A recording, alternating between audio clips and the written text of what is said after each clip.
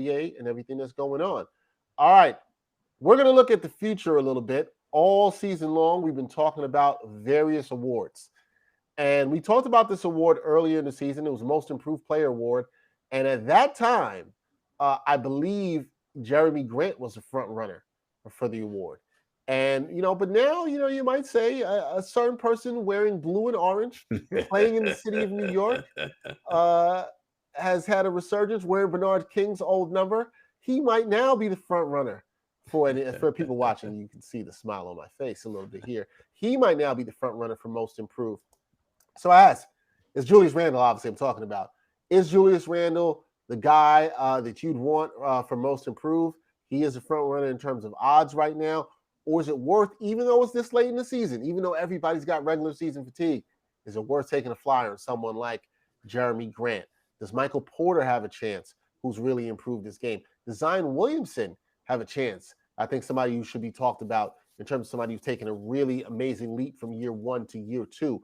What do you guys think right now? Who's your most improved player? Who are you putting your money on? Murph, I'll start with you. Yeah, I think you got to go with Randle. It's his award. He's in the big city. He's in New York. Everybody's talking about him. I would say about 2-3 weeks ago, there might have been some people. He was a little still under the radar, but now he's dropping 40 almost every game out the blue. It's really his, and he has the Knicks squarely in the playoffs. I don't see how any way really he doesn't get it. Just partly because of all the publicity he's getting now. And I actually think he deserves it. I mean, he's a different player. Nobody expected this from Randle at all. And I've been a big Randle fan, and I'm the last guy to give up on players. You can do nothing for 10 years and I'll be like, wait, no, you know what I'm saying?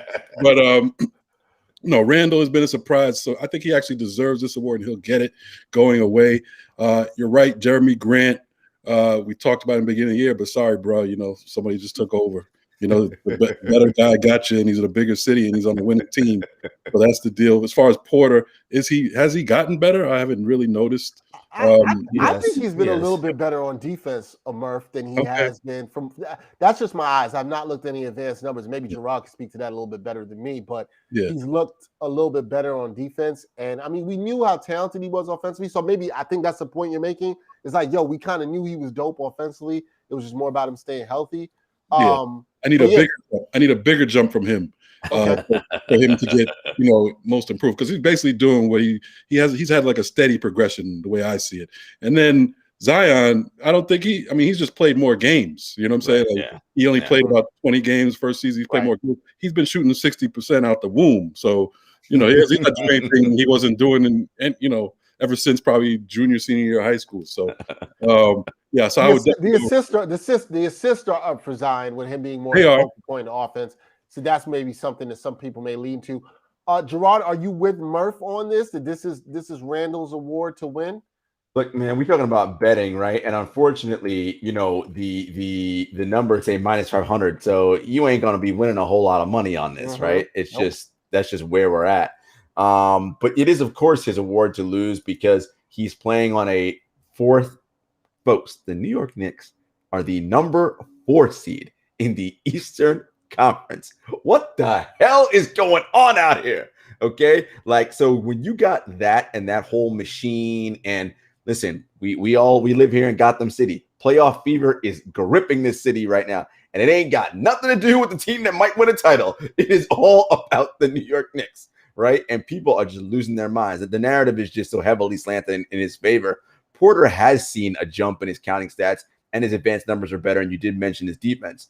But in order for him, someone like Porter, for it to be worth it, you've got to bet that he and Denver go on a run that they somehow vault themselves up to the 3 spot. They catch the Clippers, which I don't think is going to happen, right? And they're kind of hovered and locked in around that 4 spot. So while he has gotten better, the narrative and story is not there for him. Zion, that's not a thing. He's the number 1 pick. What get better? He is who he is, right? Like nothing going on there. It's Julius Randle. And so by that token, -500, you're not winning any money there. So there's no sense in tossing it or wasting it on a long shot. Yeah, this is an award, I think, where the favorite, the odds on him is such an odds-on favorite.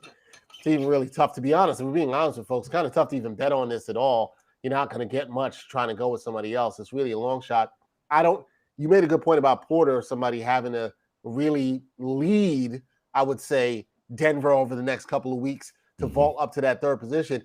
And I also would have to wonder, probably the point Murphy's making, how badly Randle would then have to play, and the Knicks would have to plummet for him to lose this award. So I think we all pretty much are at the point where it's like we don't see him losing the award at this point. I mean, I think, Murph, you hit the nail on the head here. It's not just the numbers with Randle. Randle looked like a different player. And I'm somebody who's always liked Randle. He had a really good season 2 years ago with the Pelicans, shot the ball well. I think he had like 21 points and 9 boards. But he's doing this. He's got, what is he doing? 23, 11, and 6. The decision-making, the turnovers were up. Our producer, Greg, he knows I wanted to take him on the first card to the airport last year because he's turning the ball over, shooting like 28% from downtown or 6 attempts a game. Now he's shooting 41% from 3. The guy's been – it's the decision-making that's really impressed me. Like, I don't know about y'all, but that's the decision-making, the commitment to his physique, the leadership, all those things put together has really impressed me. It's a different player. It's not just the jump. And I kind of want to say something because Murph brought it up about Zion.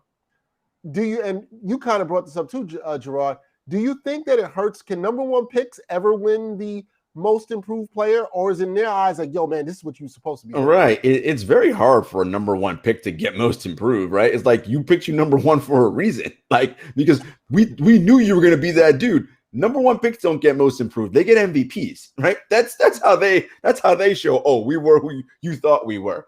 But I do want to go back to your Randle thing for a second about them. And you know, I love me some stats. In the history of the NBA, only one player's averaged 20 points a game, 10 rebounds, and six plus assists while shooting 40% from 3. Larry Bird, only person in NBA history to do that. You know who might join him this year? Nikola Jokic, duh.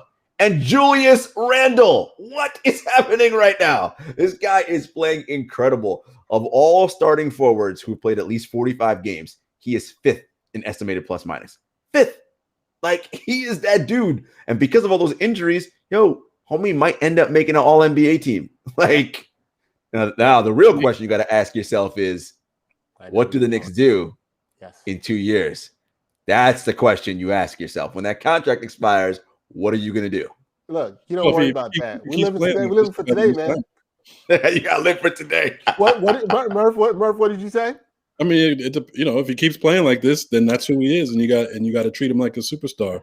I mean, you got to have more than 1 year, I think, to really solidify that your spot as an All NBA guy.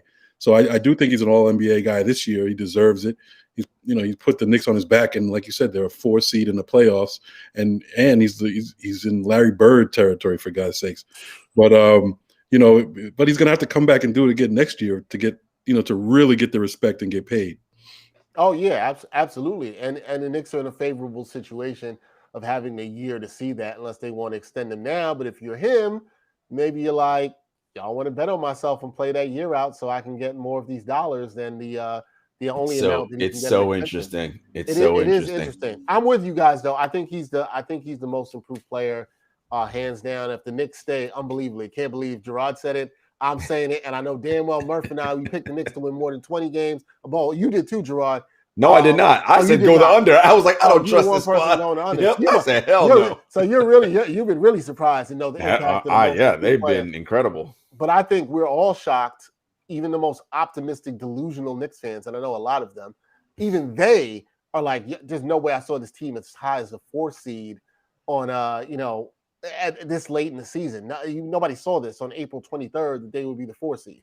But I'm not drinking the Kool-Aid about them having a chance in the first round. I really I think it's really all Thibodeau in terms of how hard they play. They play defense hard every single night, which hardly any team really does that. So they catch teams. But in the playoffs where everybody has to play D, it has to play their best. I still think they're lacking the talent. So I don't really give them a shot to do much in the playoffs, but I'm very impressed with what they've done so far. There's one team, we'll get into this more down the road before we move on. There's one team, though, I wouldn't be scared of if the Knicks played them, and they played them last night. That is the Hawks. Well, that's true. They're in the same boat. They're in the same boat. think that would be a good series. I think it could go 6 or 7. That's A lot. they can win that series. I take it back. They can win Atlanta. But if Boston were to sneak up in that 5th or something like that, I don't think you can beat Boston in the series.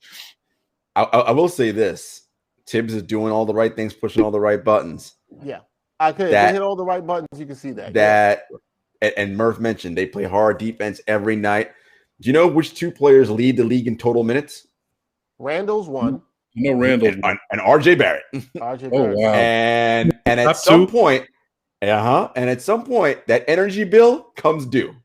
When will it come due this season for the New York Knicks? Typically, at the end of the season is when you're like, oh man, we're feeling it now. And when you're now in the playoffs and it's 2x on that body, yeah, just food for thought. That's one of my. But that also shows you how they're in this position, because they are taking this regular season more seriously than every other team in the league. If you play your top two guys are playing the most minutes, that means you really care about winning all these regular season games.